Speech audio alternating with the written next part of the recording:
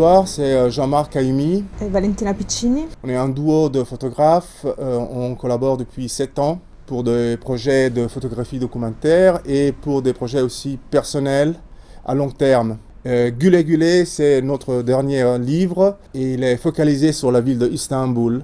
C'est le 3e chapitre d'une trilogie sur les villes en transition, des villes qui subissent des changements très rapides, violents.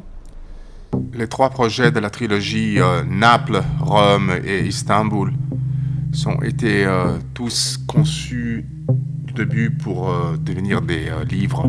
On comprend assez vite pendant la réalisation d'un projet quand il est en train de devenir quelque chose d'important. C'est l'énergie même des personnes rencontrées, des situations vécues qui suggèrent ce chemin. On commence à prendre des images de façon bulimique, instinctuelle et constante. Et on rapporte au studio une quantité énorme d'images qui vont être éditées. C'est le résultat d'un morceau de vie vécu avec des personnes. C'est là où la magie se crée, les images se composent, recomposent, en créant une réalité photographique spéculaire à celle qu'on a vécue, mais aussi qui révèle beaucoup plus. Il y a des images qui ont été prises dans des situations très différentes, mais quand elles sont séquencées, couplées, révèlent une vérité qui était déjà là, latente.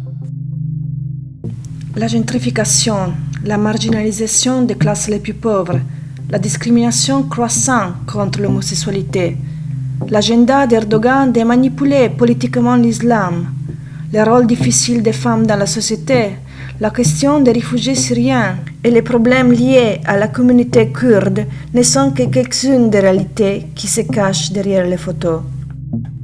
L'interprétation rationnelle de chaque situation ne fait que empêcher la possibilité de prendre des images qui vont au-delà de notre immédiate compréhension. Quand on recompose les images pour le livre, une magie se passe et l'histoire se révèle dans toute sa force. Lorsque nous avons montré la maquette à André, notre éditeur, il a tout de suite été très impressionné. Et au moment de les publier, il a voulu que ce soit le plus semblable possible au prototype que nous avons fait à la main.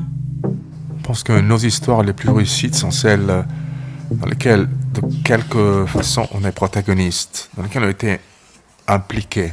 Celles dans lesquelles le geste photographique, ce n'est qu'une réaction instinctuelle, dans lesquelles on est plus être humain que photographe, en fait.